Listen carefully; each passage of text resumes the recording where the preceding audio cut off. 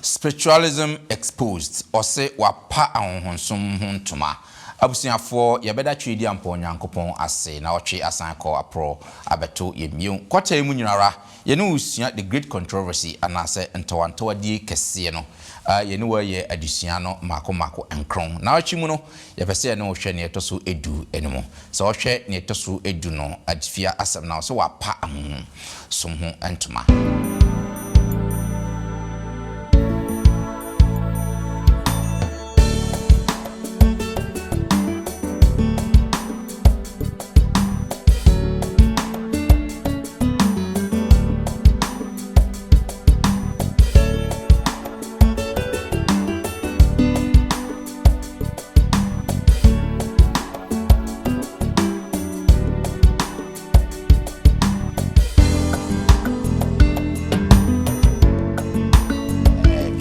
Because near death experiences a month for no almost say a one and a 1 If you are not in see the center of the garden, maybe a bandam with him, who read and be Timmy Fred, who are a Fred, so why bonnet and pop I am on yes, and you pray so. There's an only 2 minutes the power money in here. Was so a bompire to a the war entity more area and until sometimes a force one fall into believing this spiritism. Omande she adofo mo yede enchia esronko emamu nyinara ya mama kwaba nso sronko kwan so eba enne adwumadie mu na otwi mu nyinara sene medi kankan ye no kota mu disua ene wusua the great controversy anasento antwade kese no ya duru ne etoso edu no wase wapa ho ahonhonsom entuma maboafo ayekrado wa ha o mba beboa na afisa adisuan edi emu mpensempense mu no ede abro mentwe ho menkuti enyumomra.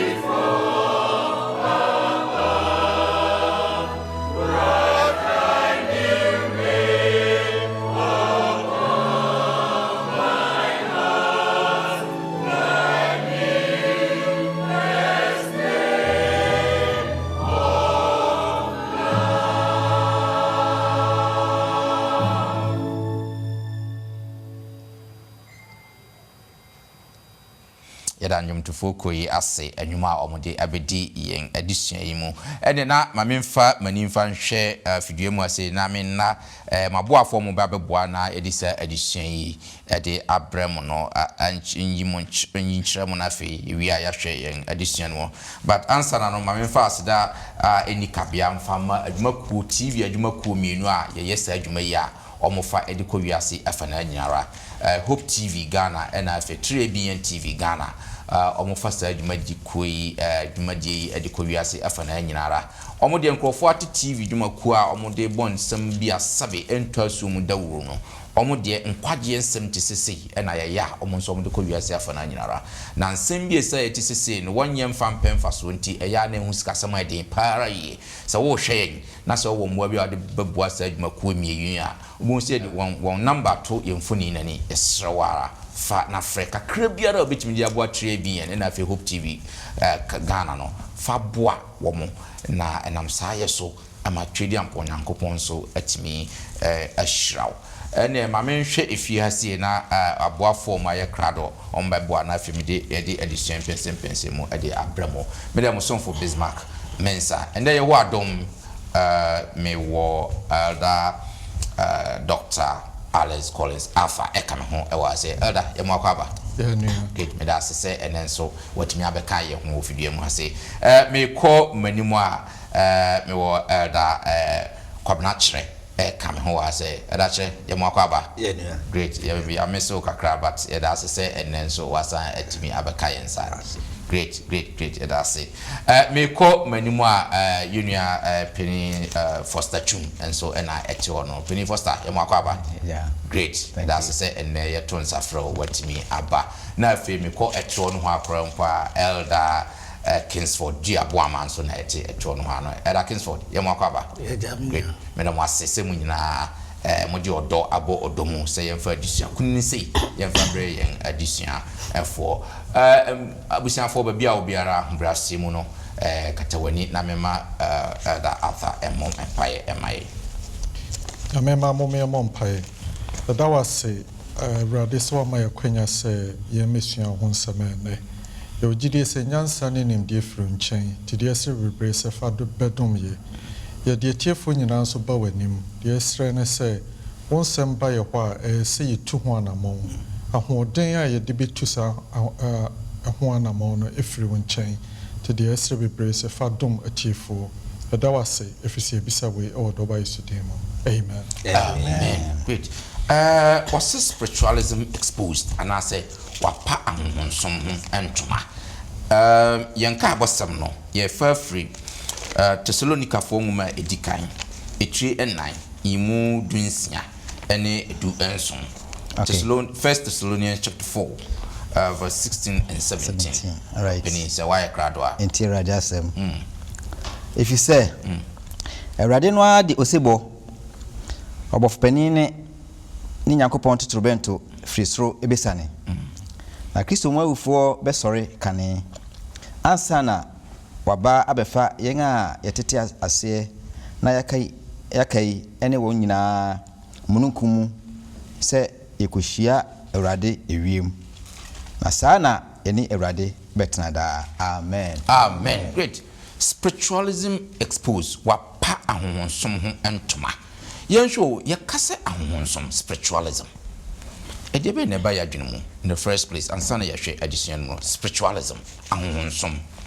den that's it se kan ahonsom a yabeti asiye yi pa metwe adwen akọ twerɛsɛm ni akọ Genesis chapter 3 verse 4 nse yehwe mra obonsam koso Eve ani Adam hwe yewo tronum a omohwe ase no obonsam kan bibi ekire Nyankopɔn ebo mkokɔ sɛ aduaba no ane edua no esi the center of the garden no na aduaba ndam bedie no mbede mbewu obonsam so kɔ Eve ho no oka kire om sɛ aduaba no mudi a monye da munwu eno na nam so a ede abeduru samre die kasa honhom a ya adwen na akosi sɛ nipa a wawuo na afi wakɔtena baabi na ni honhom no sɛ de ete ase honhom anaasɛ ghost ɛne nam baabi anaasɛ wakɔ bata baabi ɛno ɛna ma ahohomsom yɛsom saa ahohom nipa no a wawu no nkyɛaseɛ no a nipa wɔ ne sɛ saa nipa no ɔnwui na mmom ne honhom anaasɛ ne kra no ɛwɔ baabi a yɛsom no na afei wabɛboa saa nipa a wɔsom no ɛno na ɛde saa honhomsom yɛka sɛ honhomsom spiritism anaasɛ spiritualism sɛde wasi akyerɛ mu no ɛda fi sɛ ɔbɔnsam ni biribiaa wɔde bɛbe si no argument on dan sɛ nipa a wɔwu na no honhom akɔtena baabi ade nti na wɔmfa boa ade nti na wɔmfa dua ne nipa honhom nkwa na time bi wɔm sɛ ɔmtimi ne communicate wodwene ho a nti wɔm ne biribiaa de onyame abɔ no a wɔse sɛ wowu a sɛdeɛ me nua yi kan sɛ wɔhonhom no ɛbɛkɔ de wɔde ma wɔ no hɔ no ɛno na wɔm take advantage ɛna wɔm so abase wɔm argument ho nti sɛ nyɛ wuo ɛne honhom no a wɔm de biribiaa wɔm de bɛbase wɔm argument ho great yo abusuafoɔ yɛbɛhwɛ sɛnea adesua no ka sɛ wapa ahonhonsom ho ɛntoma sɛnea yɛ nyinaa yɛnim mfiri bi atwam anim po nnɛ na yɛwɔ biribi a buroni bɛka sɛ near death experiences amanfoɔ wu a na ɔmo sɛ ebi a wanyane wawu ɛna wanyane na wɔnyane yɛ no na wabɛka ne ɔkɔɔyɛ no okohu emu ansɛm ebi ɔsɛ ɔkɔɔyɛ no okohu sɛ simasi na ɔdagya mu ɔhye ɔkɔɔyɛ okohu sɛ ne nua bi na sɛ yɛ no nyankopɔn sɛ ɔmbɛka nkyerɛ nipa sɛ ɔnsa kyerɛ ɔmo adwene nti wawu akɔ aba yanya saa nteɛ ne bebree nnɛ yi a yɛgu so ɛtete saa nsɛm ne bebree saa asɛm wei no anya tirimopɔ ama nipa mpempem bebree agye saa nsɛm wei gye tum sɛ onipa wu a na ɔnyɛ den na ɔnwuyɛ ɔsaa wɔtumi bi a nipa betumi asa consult no na watumi ade mmoa bi aba abrɛ onipa in fact saa deɛ wei no anya ne hini ne fa pempaa wɔ afeha dunkron no mu the 19th century abra na fox nuaba saa nuaba mienu bi ɔmo bɛba wiase bɛka sɛ ɔmo wɔtumi sɛ ɔmo ne awufuo timi di nkɔmmɔ ma ɔmo asɛm ɔmo bisa awufuo no timi ma ɔmo anuyie ɛmɛ wiase bɛgye saa deɛ wei tu mu ɛma akyire yɛ bɛhu sɛ saa na yɛ ndaada asɛm ɔmo na de saa spiritualism wei saa nneɛma wei nyinaa ɛhyɛ aseɛ na wei nyinaa yɛhu sɛ ɛyɛ ade a ɔtamfoɔ bɔnsam ɛnam ɔkwan bebree so na wama na agye ntraha ɛwɔ wiase ewia na ɔpɛ sɛ nipa gye tum sɛ asɛm a wanya di kanka sɛ wu a na wunwuye no aba mu na ama nipa afa saa asɛm no de akɔ ne nti ama abɛyɛ ɛsom kɛseɛ ɛnɛ dwumadi a adusua wei ba bɛdini sɛ yɛba abɛpɔ ho ntoma yɛba abɛhwɛ saa honhomsom wei ne fapem ɛwɔ kyerɛsɛm mu so onipa owu a ɔsatimi kɔtena baabi edi dɛ anaasɛ ɔkyatimi kɔyɛ dɛ ɛyɛ ɔbɔnsam ɛna ɛyɛ saa nneɛma no anaa na afei yɛhu adusua a yɛbɛtumi asua firi mu sɛ ɛna a wiase yi kɔ na wieɛ no ne obɛtumi aboa yɛ ma yɛtumi agyina saa deception wei nyinaa no ɛyɛ yɛayɔnkofo a yɛne Yesu Kristo yɛbɛnya ɛno ɛna saa maboafoɔ yi na ɔtwe wɔn ba bɛboa na afei yɛahwɛ sɛ ne esi ɛkɔ yɛde ka hwɛ yɛn ka abɔsɛm no yɛntoa so na afei yɛnhwɛ adeɛ ehu ɛwɔ saa ahonhomsom yi deɛ ma ne yɛhu paa no yɛnhwɛ kyerɛsɛm mu kakra yɛnkɔ kyerɛsɛm mu na afei yɛnkenkan biribi kakra first of all yɛnhwɛ Matthew chapter 10 verse 28 yɛntie Awurade asɛm sɛ na monsuro wɔn a wɔkum honam na wɔntumi nkum ɔkra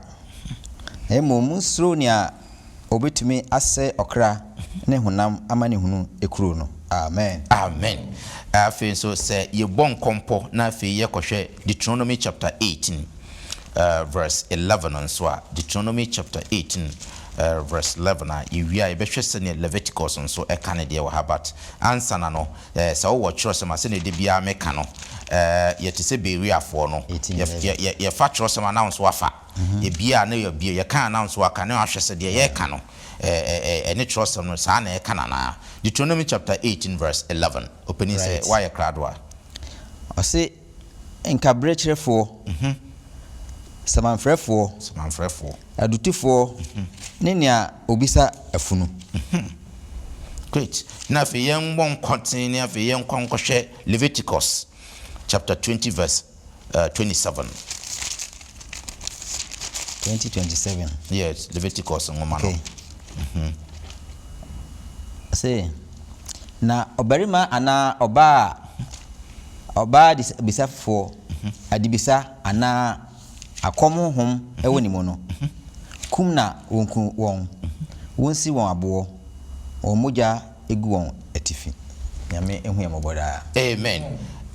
mama ko dabo amaso sasem we any trust masem ka de na ka twere ye efa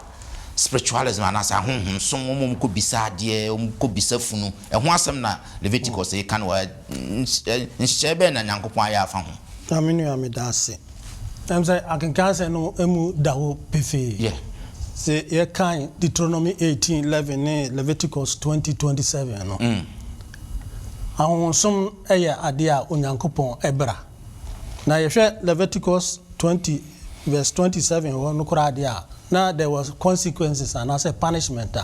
obi a okosa atibianum na ye de ma no say bende ebesi na bo akuno adentia si ye hwe abakosemu a se de ye kyerɛkyerɛ mu mfitiase no nse saa na sesemi akoso a se nipa wu a na wakotena baabi because yesusa no better story say mami asumasi wawu na wakotena Cote d'Ivoire ewa ye se wode ne baba de baba emiensa senso nan nsem no bebre nanso ye hwe abakosemu a etimi se saa adwen se obi wu a na wakotena baabi no ye de free enemre mu akwa kira ekopio Garden of Eden said ye kan ye no na ye ba Kristosumu a osimre bidu ya ema Kristosumu no sa Greek philosophy and as a Greek fonti ase wo ewuo mu no e be kan part of the belief system wa tete and as ye nanum Kristofo no e de be wura anyamsum mu eno na adi enya sa mere mpo no Kristosum bebre no ebinom ti yekoye wufu som yekoye sei yekobɔ mpaya ma obi a wawu nanso Kristo me yehunu Matthew 10:28 ne sɛ de wokum ni padua no ono na wose yenye den yensuro no na emom de okum okra no wana betuma kum okra dise onyankopɔn eno na ede na ada bi ato yetrim sɛ nipa no wu a na wakɔtena baabi anaso okɔ heaven anaso okɔ hell nanso se yehwe twere no mu a sɛ de ya kan no onyankopɔn ma yete ase sɛ ahonhomsom no ema ye ne onyankopɔn enkitadie no esikwan ma ye nya a good relationship and as a genuine relationship with onyame eyo bonsam na ada a wode achi enipa eyo bonsam na ada ode kire sɛ owutumi tisi onyame na no nyame ebo ye nkɔkɔ sɛ yenwane mfiri ho efisɛ ɛwɔ nsunsuaso yes nsunsuaso ne sɛn nsunsuaso ne de oka Deuteronomy 18 ne Leviticus 20:27 but nemrem de yensi obi abo nanso nsunsuaso ɛwɔ sɛ oni onyankopɔn entamu no ɛdan gap abedem ene onyame na wosom no eno ya atoro enkyerɛkyerɛ akɔso bebre na ni nyina no ego back sɛ onyankopɔn ɛbɔ ade no ɔse ofa nipa firi anatiem na ɔhomi gu no mu na ɔbɛyɛ ɔkrate asefo anso samre no ye tene no upside down sɛ onyankopɔn honhom nipa no wu a honhom no kɔtena baabi nyɛ saa na me sua saa de madwen kɔ 1 Timothy chapter 1:17 hono oka bibi sɛ onyankopɔn ko a ɛna yɛ immortal na sɛ onwu sɛ saa na ɛbɛka no twi yaka sɛ onyankopɔn na enwu but yɛ ka immortality ho asɛm wokɔ twere no mu a immortality wɔka no maako enum but meyi nsɛm kwa yɛ no miɛnsa yɛnkan 1 Timothy 1:17 na ansa 1 Timothy 1:17 no me kind of focus to the eternal king immortal and invisible the only God to him be honor and glory forever and ever amen nti aha no eda di pefe kyerɛ sɛ onyankopɔn ko a na ɔyɛ den ɔwɔ saa immortal ayia onpena onwu ana yɛnkan 15 no 6:15 no ɔse ɛno na nia obɛkyerɛ ebre a ɛsɛmu ne ahotɔ tumfoɔ kro no ahene mu hene ne ewremu ewrade asi 16 nia ɔno nko ɛwɔ daa nkwa owuo enim the ononko enewo dankwa one oka no asem Erade no oka no na memfa we no ntwa to Romans 2:7 Romans 2:7 some people keep on doing good and seek glory, honor and immortal life. To them God will give them life. Some people seek glory, honor and immortality. And this is onyankopon and as I said ahon som ede ko se nipa wu a no akotena baabi na okra nipa no wu ye no. Se nipa no wu ya ede no seek immortality man ye. That's inherently no or life into wu a akotena baabi. But yes ana twero no ede kire. Enti we no ma yehunu se onyankopon ebo ye kokko efiri sa ahon som samiri atu atese the spiritism or cultism ne sa no ma nipa bebre no ade omo ade agire no na che that's a meti wase a enye se eni ho be yo bonsam nwuma ewo ho but yo bonsam nwuma yes enye nyamson great me da say pa nada so great yento aso na fe menhwe owuo wo apam dada no mu se ne esitie se ne apam dada no eka owuo ho asem. Now let's move on to Psalm yanko anyom ngoma no echeye nsianyemu enum ewia ebehuri akọ echeye 115 verse 17 yanhwe Psalm 6 verse 5 na fe wura yakwa akọ Psalm 115 verse 17 5 no say na ohun kai ni owu mu hwana obeyi waye asamando shit na fe hwe 115 verse 17 enya ufu na ebeyi Awurade aye na nye won a wosanko kom yemu bia yemfa so a openi che yenhwe apam dada no mu nsem ya kinkan efa awu ho ne ntiase ne sɛn opeso kire yese emra bone ba yese de yesi a discuss no nyame kan se enipa oye bone ewu na bewu wanka se beje ohunhum akotena baabi na masɛ ne tie no okay wasi in totality no onipadua ne nyina bɛdɛ ebeko eni hobie is non-existent eninti no wawu a na bibia akọ ohonhom no wose ekodo ode ma wo no ho obo ade no obo wo no na de emede pa no se wo de minua de wie no wose the living know that they will die nemo obi owu no odwene ho a enke se honhom no kra okotena baabi na da bi so a wo hwa waye dai wawu enti asi ni enti wo se wo mu a ewo ho no wo se o breathe the last breath na honhom no ye dai eni ho bie wo se he disappears wanka se ni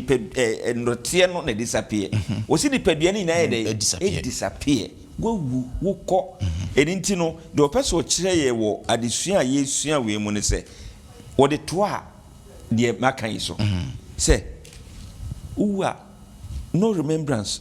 all thanks and wasa mado wa we come urade uwa onyame na obo wo no se wawudi a wadwene obi bia asa eko na de ye meden se wodi wo mu a mpanimfo bi ewu adasa ase mu no wodi wo mu wo no be ye mfato ho mai wasi David ewu David how many psalms no try enema be na David yanye yen kɔ ne ba Solomon ɛde bɛn no wanye wɔtro ne ma bebre ma ye to da bi kura Yesu ane entiase na nka ɔmo honhom no wɔ ase ne nka ɔmo bɛba no kyerɛkyerɛ ya ase ɛna ɔhwɛ so a Jeroboam adentira sɛ nipa no miɛnsa edi ade no ɛna ɔde ɔmo yɛ mfato ho sɛ Israelfo mo ahemfo miɛnsa ne nyina ewu ye no ɔmo yɛ dai ɔmo da so da ase so yehu wo honhom biem yehu so wo honhom akotena ba bi se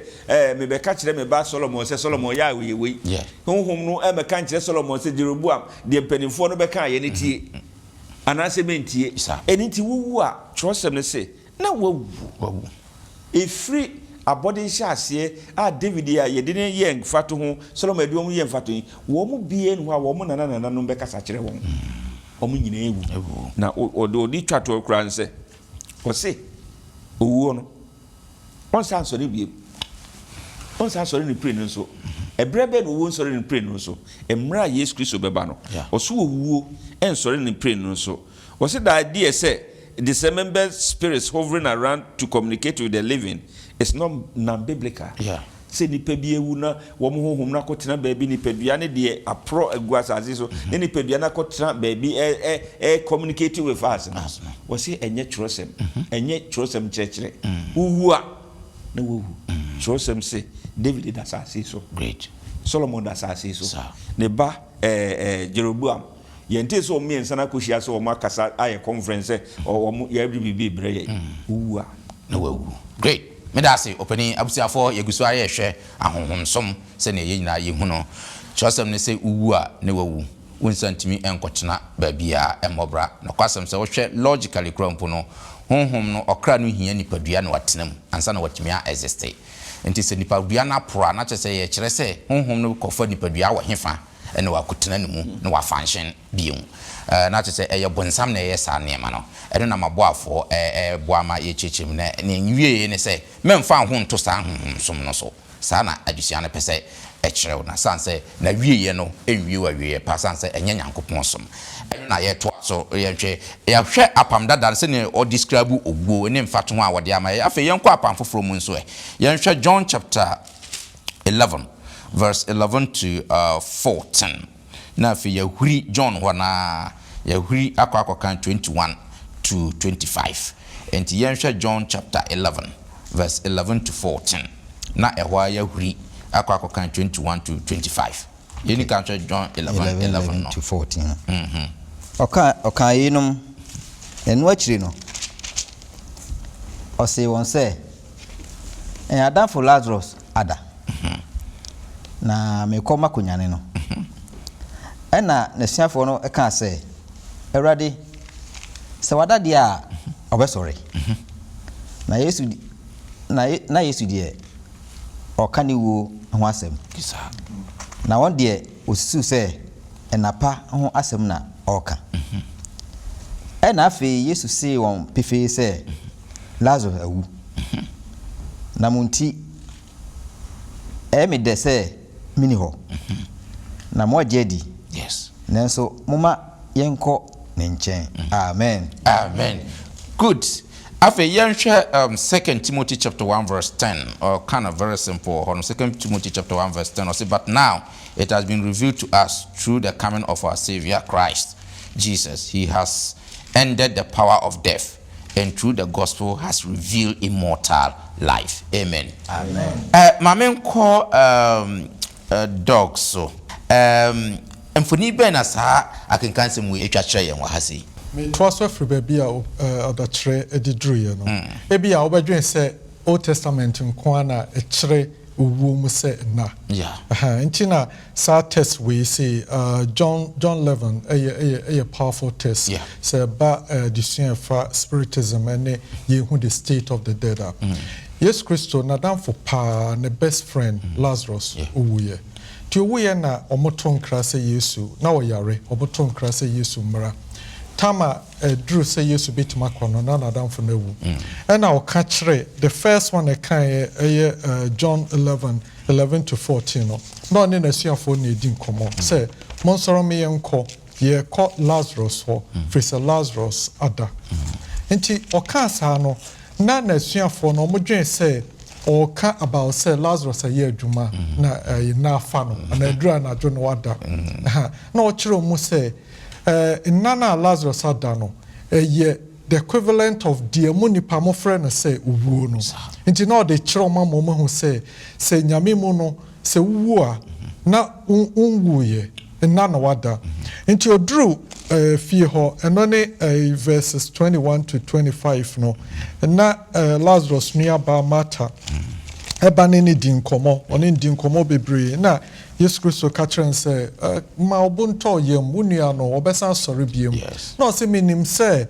sɔsan ba biem a wobetuma nya ne menua no nti we no kyerɛ sɛ sa in the omo understanding in that context from a biblical point ne say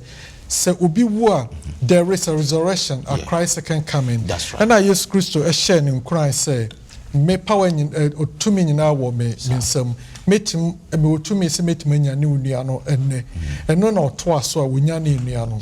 na de ehu ye ne se emra ye nya ne Lazarus etna ase kakra tna ase fiu ayi omoka near death experience meje senka obi pa enka ese ko maye details of what happened at the near death no should have been Lazarus. That's right. Lazarus, sorry ya woni ne nuanum din komo ye we say what is so fascinating about say the wakohu wo afterlife ni nuanum aka enhu bi but there was nowhere recorded in the Bible Lazarus ekire say o mi wu ye no nanka me kose na me na na bi ka say me mfa ha o se wotamu nure kan yes ye de aba pam me anam san bai there's nowhere in the Bible ekire sa the Bible nchirechire mu ne say uwu a wada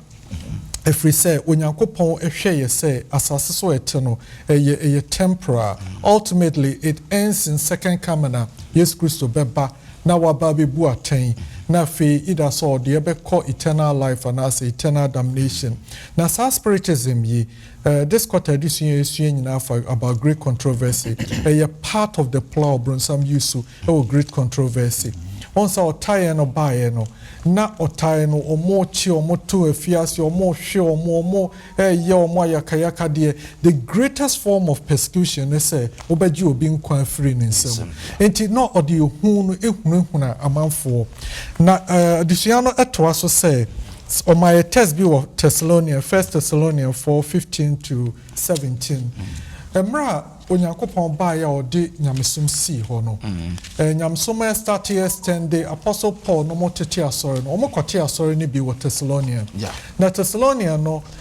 founding members mpanyifo no omukura gidie no matete nkola no bibre na omo nyina ni da so say mo yensum nyame fi say erade se dabi obeba be fire call asema o kan wo Acts chapter 1 say Yesu amu say all kon sa na obeba no entina anidaso wo ho ne say asori Thessalonians sorry no mo kikom ho bom fi say Yesu bo mo pen aso na so be hwa na founding member 1 dabi no yare adebechi ombeko dia na to eja na eja ewu ombeko after be 1 month na founding member second one so wu after 2 years na third member na wu na fe e dia basem to basafonum say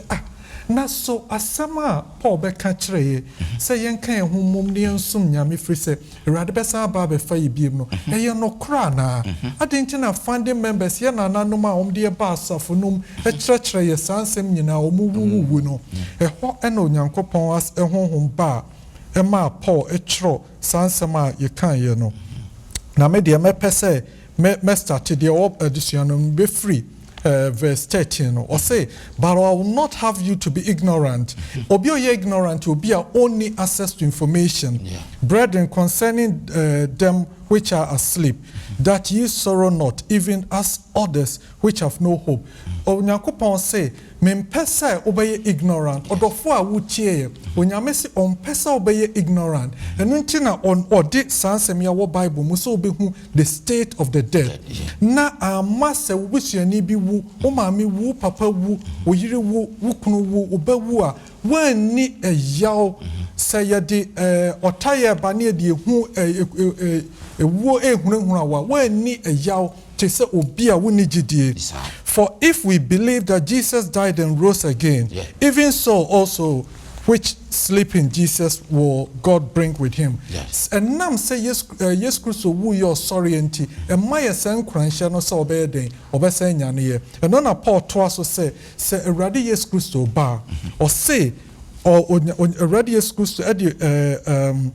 trumpet ebe bo ono ba omo a omawuwu no omo be sorry first enti no o 2 Thessalonians 4 say mo mama renho elders a omote asori no omuwu no mo mama renho kora free say saboshe na awurade kan ya ye gina so de ti asori no saboshe nda so wo ho say awurade ba obenyane awufuo ni nyina that's the time ombe move back from say omonye conscious no mabaye omabaye into back into life na yeso ayaka no ya den wakan ya abom no de yakọ odofo de make can say ewu entity mu eya enunti na sometimes a force one man for into believing this spiritism. Ebi our mama bi our dono pa, papa bi our dono pa, we yiri ukunu our dono pa, and ne we free mu. A man who pese you yen so person in the casa. Wow, and on a day sa temptation no, Emma will yielding to spiritism no. Do nyamia samo can I say? Kan buto yem se obusuani no de hia ne se owuto asenua se so wuto awrade yesu mu a then you have a chance to see obusuani ne biem chance a wo se ubehu obusuani ne se incest se ubema obo tu na why worried no rather boabrabo papa fa ho to nyame so fi se onyankopon asem a ewo 1 Thessalonians 4 verse 13 ekosi 18 say Awurade Yesu Kristo ba obusuani a owuto Awurade Yesu Kristo mu no obese nyane ne biem na se wo nso wo ba abrabo pa se wo wuo anasa otiase Awurade asem se obefa waka ho na obusuani no obeden obese ho ne biem amen That's a pass, dog. Why my perfect in-depth explanation to this particular issue. Great, me that say yanko yenimna fe yan share spiritualism in the last days, the part 1 no and na edi chimu ahonsom no ofa edi kan yan share and na edi chi no so ahonsom se ne ebe esitie se ne twosom na aka ho asem. Matthew chapter 24 verse 5 and 11. Nafi Yahura Kokan Matthew 24 verse near Yahura Kokan 24 no. And the Matthew chapter 24 verse 5 and 11. Matthew 24 verse 5 and 11. Na nipa bebre de medin beba be ka se mini Kristo no. Yes. Na wedada nipa pi 11. Na di for atrofo bebre be sorry. Yes. Na wedada nipa pi 24 no. 24. Na Kristo atrofo na edifo atrofo be sorry. Obayen sanchene akese ene amamade. Na se ne na se betumi a anka obedada won wayi won mpo. Na me hu oboda. Amen. In fact, Thessalonians so can say 2 Thessalonians chapter 2 verse 7 to 9 or say the mysterious wickedness is already at work. But what is going to happen will not happen until the one who holds it back is taken out of the way. Then the wicked one will be revealed. But when the Lord Jesus comes, he will kill him with the breath from his mouth and destroy him with his dazzling presence. Then the wicked one will come with the power of Satan and perform all kinds of false miracles and wonders. I can cast some ya can yi mfoni be na etwa ye na eji achiri no se ne ahonhonsom ebeye. Hamidase. Se ne ka ahonhonsom no. Akikasa mi nyina ame hu na da. Se education activity which say spiritualism exposed you are pahontuma na e beden o beden meso beden e hu say apahontuma so enti na Unia Rodriguez e kan bi say sa enada we eye obonsam e twi nkrofo enam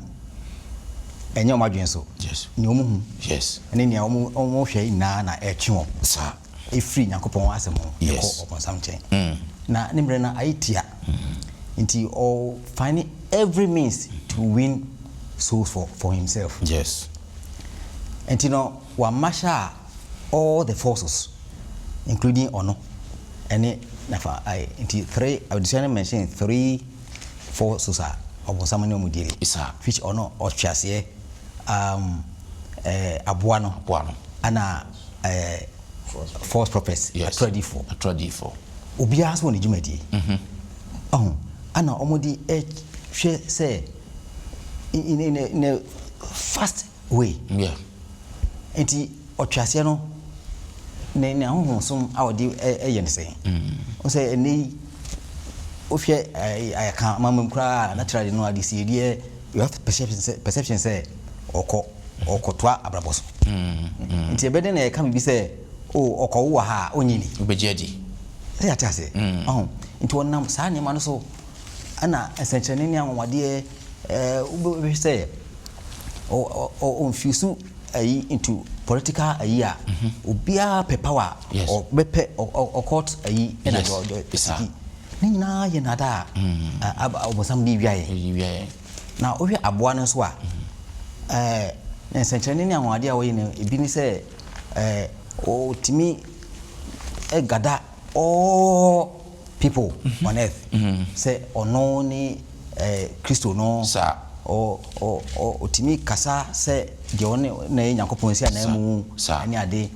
hwehwe enima bi te se o timi frɛ obi wu a efrɛ se o waye bɔne ntie pompa ya ma no yes ni nyina aboa no se je no nti ahefo ana betima pa montoma yi se o ma a reading Bible sure some no they are close always reading the Bible trying to know the truth seeking the Spirit to guide them na yenya ya twa adwen fi trosem no na senia eda kan no BBC a na we are panting we fear like bibi esrobi ehubi abihye bi ntina ede ekọ sa oha no okay eno na producer boy nkoko se ntwe ho fi ho na ye hwe Awurade chiri kwan na ye hwe Awurade chiri kwan a na obonsam ehotwa no na pa yo medase pa se waye na sa amaye abusianfo ye gusu ara ye hwe kwan e fa so na ya pa ahonhom som ho entuma na maboafo no gusu a omo boa no ni hu no atradifo a obonsam yusu enam ahonhom som so yusu se ne openi ne kan ye se no ye pensankyereni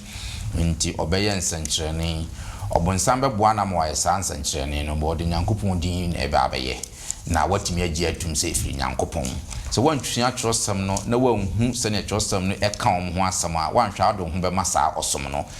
no kware nipa bebre di om homa onsomsom bi a etisa so wo saa wosom bi mu saa na wadwene ho mienu bompaye na Nyankopon yi wumfiri saa wosom etisa mu na watimi abehu osom papa mbie wani na hu som papa no na somtwedi ampon Nyankopon sanse okon edi anim no enye yenkon Nyankopon ne kon great me da say openi foster say wa chechire musa edi amai afi yenhwe na afi yemfa nsore yen adisua no so eno nso no ofan to so mienu ewa asema waka ya ho no yenhwe se na twosam no nso eka efa ho wahase still na yenhwe Matthew 24 na wo kan ye no kan from 24 no ekopem 27 Matthew 24:27 na Kristo atrofo ene adifo atrofo besore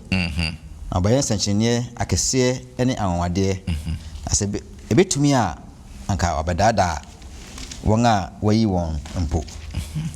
25 yes hwe makama kire mo dada enti se woka kire mo se hwe owo streso a monko hwe owo nipa mu a monyini na senia enyinam pai free epue na ehyeren ko atoye no senia onipa ba no eba nso ebeya ne no na fa ko a ifunuwo eno eho na enkode boaba won ano amen good so me the 2 Corinthians chapter 11 verse 13 and 14 so so or say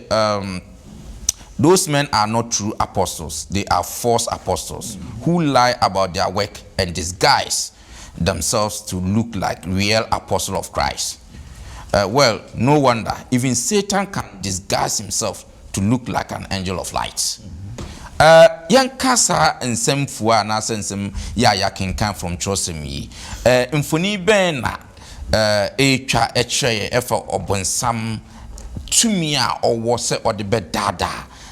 Onipa ne okwanya ofa so edada onipa ewo yabre yisi tamze yaka ahonhom semi se de ni suni ne ban esitie se ye de ba nemre mu asetra ye tra ne osomo ayesumu a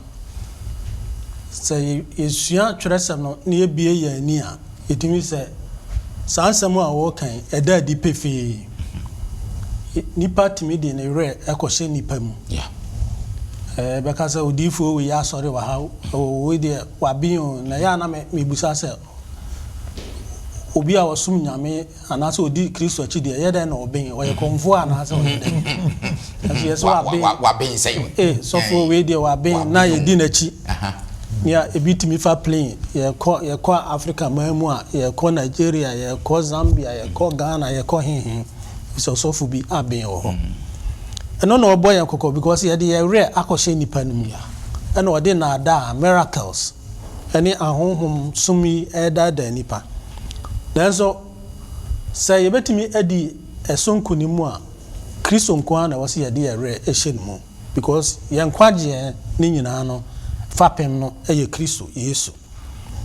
ɛno na Titus chapter 2 verse 13 no ɛma yɛ ka kyerɛ sɛ Kristo ma yɛ to so mienu no ɛne yɛ anida so the blessed hope ɛno na wɔsɛ yɛde yɛn ho to so nya ho som sɛ obi kɔ ha na wakɔhunu sei waka sei akyerɛ m sɛ nipa no abrabɔ a no ɔbɔ wasase so na yɛ papa otimi kɔtena baabi na afei otimi kɔsesa nipa a wawuo no ɛma ne yɛ yie mabrabɔ a meba sɛ na me yɛ odini a na mawu a bitimi kɔtena baabi na afei me kra no anaasɛ nipa su no asesa na afei deɛ me na metimi ofrɛ me na me ka nsɛm kyerɛ ne nyinaa yɛ atoro nkyerɛkyerɛ bi na saa ni la so a ɛwɔ wɔ Kristo mu nkwagye a ɛwɔ wɔ Kristo mu no ɛno na ɔbɔnsam pa so ɛfa so ɛtwe yɛn ɛde afiri hɔ sɛdeɛ yɛka no ahyɛaseɛ no ne nyinaa so go back to the beginning onyame pɛ sɛ ne ma ɔbɔɔ yɛn no yɛne ne tena ase daa saa na ɔde bɔɔ Adam ne Eve no sɛ nka wɔn bɛtena ase daa bɛn so ɔbɔnsam kɔɔɛ no ɔkɔsesa wɔn adwene ɛde na ada ɛbaeɛ nyame ka sɛ mudi a mobɛwu ɔbɔnsam so saa mmere yɛnwu ɛno nti mawu koraa no ɔbɔnsam daadaa me sɛ mawu a mede te ase yɛ sɛ ɛsaa go against the word of God ɛno na ɔkyerɛ yɛ mu na ɛno ne yɛkan adisɛm ɛtire du nan kyekyɛmu du mmienu no a wɔka sɛ wɔse here is the patience of the saints here are those who keep the commandments of God and the faith of Jesus Christ wɔn a wɔn ɛgye onyankopɔn ahyɛdeɛ na afei wɔn wɔ onyankopɔn mu gyidie Kristo mu gyidie no Kristo mu gyidie ne sɛn sɛ Kristo nsɛm no a ɔde maa yɛn ne nkyerɛkyerɛ no metena ase abrabɔ pa mu na afei matie ne ne no basa mmere no nyɛ no na yɛtie na da no na ɔbɔnsam ɛde maa yɛn na no na Matthew no a yɛkaeɛ no sɛ 24 no verse 24 no ɔka sɛ atoro Kristofoɔ bebree atoro adiifoɔ na afei wɔn de naadaa ne nkonyaa ne miracles na ɔka the last was say if it were possible sɛ betumi koraa no a yɛnyɛ a yɛse yɛagye nyame adi a yɛka anaasɛm no wɔde naadaa yi so bɛyɛ dɛ ɛbɛtwe yɛn afiri Kristo ho nti sɛ ama yɛni anna hɔ na afei yɛ ama onyankopɔn asɛm no antena yɛ mu a na da asɛm no ɛbɛtumi atwe yɛn 26 no wɔsɛ wɔbɛka kyerɛ m sɛ wɔ serɛ so ne yɛdi mmirika ɛkɔ adɛnti no Kristo wɔ serɛ so a medi mmirika ɛkɔ Kristo so sɛ ɔba a ani nyinaa bɛhu no nanso ɛkɔba ne saa nnipa bɛgye adi mmerɛ bi atwam wokɔ YouTube a ɔm sɛ odiifo bi anaasɛ obi a ɔfrɛ no sɛ Yesu ɛsɔre ɔkenya man mu nipa kɔdii n'akyi mmerɛ bi akɔm Nigeria man mu ebisi nipa kɔdii n'akyi nti sɛ yɛama twerɛsɛm no antete yɛn wɔ nyame asɛm no mu a ne yɛni da so no ankɔtena wɔ Kristo Yesu mu a yɛde signs and wonders ɛne ohia ne ɔyawo a yɛdi wɔ asase so yɛbɛdi akyire ɛde yɛn ho akɔhyɛ saa nkurɔfoɔ no mu nti biribi a ɔmbɛka biara no na yɛdɛn ne yɛdi wɔn akyi ɔbɛka sɛ wɔde wo nyame koraa ɛfi sɛ wabere yɛ ani so ne nyinaa so sɛdeɛ twerɛ no ama yɛn ho no ɛyɛ ɔbɔnsam tumi ɛna ɔde ɛyɛ saa adwuma no I think so opinion person na metwim ama bibi atwuma dwura kosi Bela konfo ne Elijah enti nanka bread ma wo no Bela konfo no de be no mutimi ye typical example ma ye say onyame tumi a wo no ahonhom bone ni asofo aba no bi e ni bi bela konfutimi konfra no pa kusi no miense ko no sia bibi ama nenso wo se Elijah omiese su kura egu so nenso onyame tumi ni ne power mu ni nti no wo se wo bompa ye ketu e bi ne ejafre esro ebai enintimo miemfe ho nto saa ahonbonefo so na yo mu mfa ewuo eni nipa nyame abono wuo no enye wo mu basic ayi no mu nyina so trumpet se honhom bi wo owu a okotena baabi na mum yemfa Kristo Yesu no no beje yefe ne nkwam ye yare body amen again minimum so first person o de kakra ka ho ansa na yakọ se no ka se Kristo wa ha Kristo wo ho ni ade ne to de no se Yesu Kristo okono nipa kakra bi ne hu no oba o se aniwa nyina be hu no nti aniwa nyina be hu na if you are not closer to Bible we mean I want to say yeah and nti said o kan no ka say Kristo wa ha ba ko di na chi nti ne na hye no o se ye ni Bible no e fa ya great say be ya be pa obosa montoma great amen so finally doc say yewo bia mukase wawu obi awu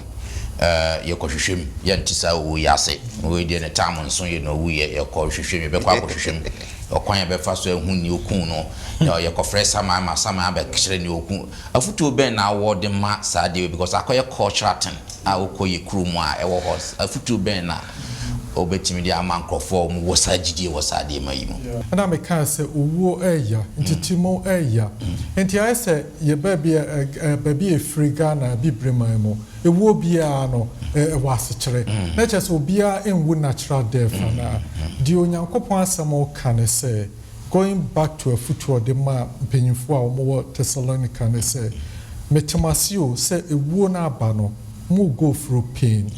nanso me hyemo bo se the most important thing is say what tiasia obetnasia mo onyankopon say be ya wu a obewu ato onyankopon asenu anase say odofo na wawu no say otna atna asetna pa ewu to ewrade naswa ema ne nya wo ha ema ne nya wo ya dia ense wo hwe ne say opese hu odofo no biema you've got opportunity. Opportunity ne say some refesie oni onyankopon tem. Fi say wodofo na wawun the Bible asema nam say the Bible can be no krenti. There's going to be a day onyankopon say obinyane no. What about you? So person say hu wodofo no biema siesie oni onyankopon tem. Nti so nyame emma onyane wodofo na wo so wetima ho no. Great. Medase we say for himself disiano ye nimbre nke beto aso a rabat bia ya discussi se wo adwempo bi se wo do ho bekọ akọhye honhom bi mu a yesre wa se ne trosa mo ka no wo se obonsam na yesa ene man ntichi ho efi ho katwani ahobrase na ma Kingsford shira so kra ma ye na metumfo ye da wase amen ene da mu bi wo de wo han na to ye nso na afi wa bie ye ani wachire yen ne ekoso ne de ebekoso pese ye de ho to asem no so ene nti na awo chire ye se ahon sum a wapa ho ntoma no papa ye nwane mfiri ho na afi ye mfe ye ho ento so o chira no se de chire ye no so nipa wu a na wada onkotena ba bi foforo boan ne enti ase sa ye tie ase sa be boan amani da sopa ye wo mu no awie peye na so ba ye ne atiefo ne ye yesua de sua nyinara no ya chefa ewo hini papa o siesi ama no ko so hira ne dai wo do ba Yesu Kristo dem amen amen